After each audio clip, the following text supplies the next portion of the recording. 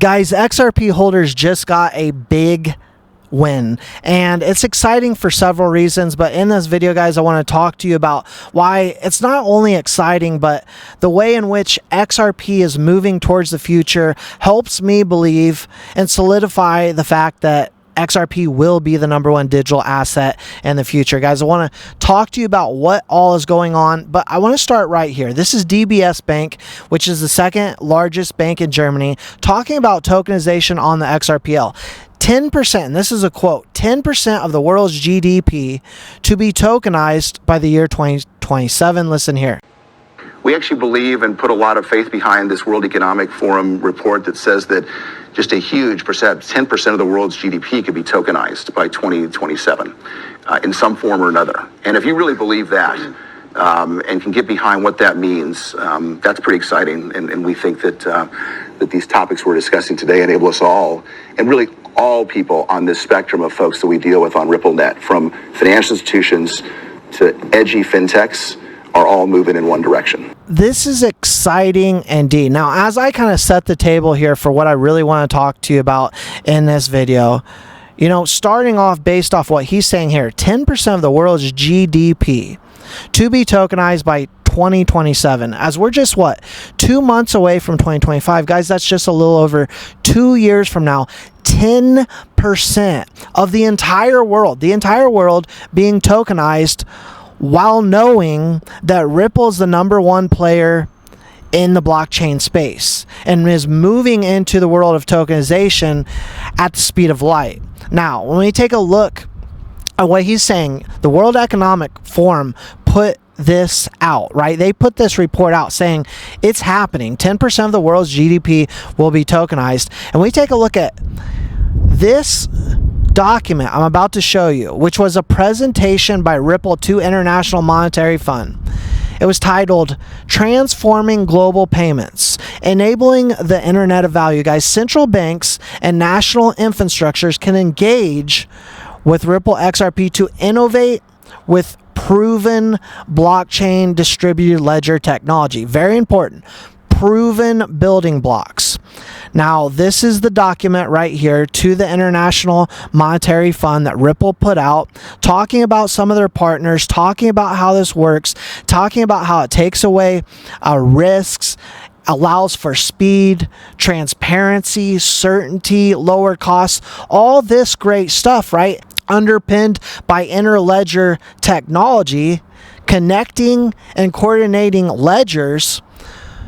Guys, what we believe, when we take a look at the Indian digital banking ecosystem alone, is that Ripple has set itself up over the past decade to be the #1 provider for the entire world. Now, we just saw a couple months ago, or about a month ago, I guess it was, a big partnership with Ripple and Mercado, which is Mercado. I think pretty much all of you have heard of Mercado, the #1 Bitcoin solution provider in Brazil.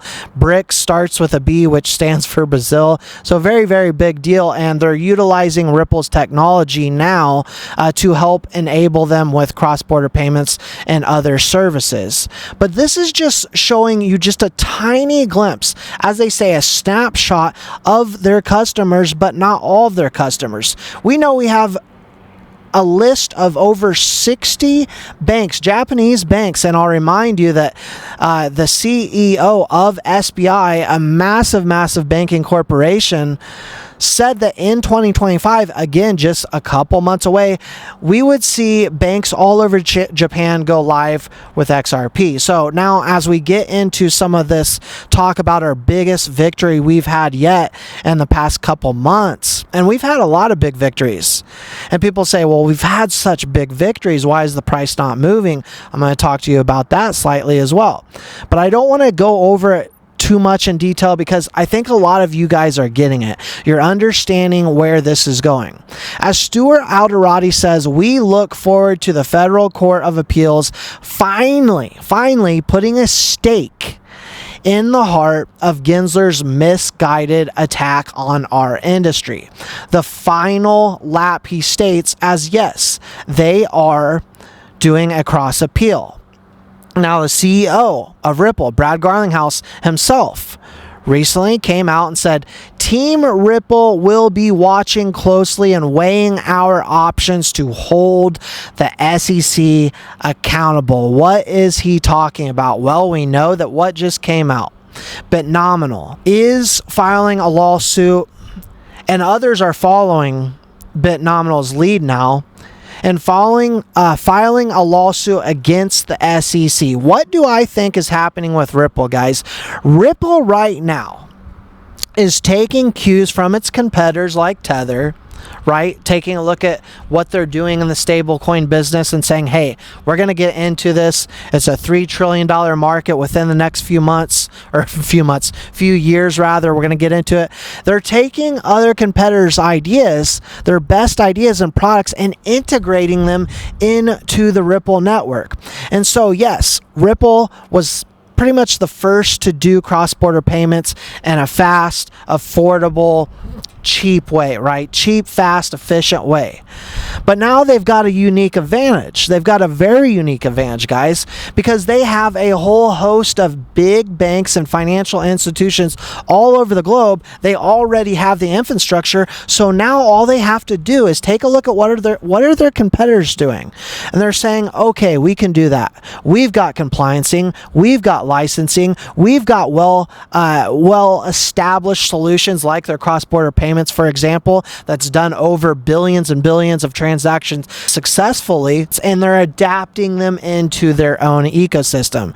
And so, guys, what's kind of interesting right now for Ripple is they're taking that really strong foundation and they're partnering with bigger and bigger financial institutions, and they're operating in a solid regulatory framework. That's what's important here. What we're seeing with Ripple Custody, what they've done with Medico, as they bought out Medico for about $500 million, they're not only gathering all these ideas and solutions of the future and looking at what their competitors are doing, they've got the compliance. They're a massive blockchain giant that is enabling them to play that long game because they have deep pockets, because they have compliance and licensing. And so while they're staying competitive, guys, we know what? We also know XRP is not a security. But despite that ruling, the SEC isn't playing the rules. In fact, they're breaking the law and they're not staying consistent. And as we've seen just in one case, guys, Binance, they admitted that crypto assets aren't securities, but yet again turn around and they're insisting that XRP is a security when it comes to Bitnominal. So they can't make up their minds right now. We know that Bitnominal is a smaller player, guys, but they're stepping up. They're suing the SEC as well as the likes of Binance and Coinbase and others. And they're trying to get this message out there that the SEC is doing wrongdoing. Now, going back to what Brad Garlinghouse said there, you know, we are taking note of what's happening. We're watching it. And it's not just Bitnominal. It's big institutions like Grayscale and other big organizations out there that are tired of the way the SEC is playing, and they're teaming up.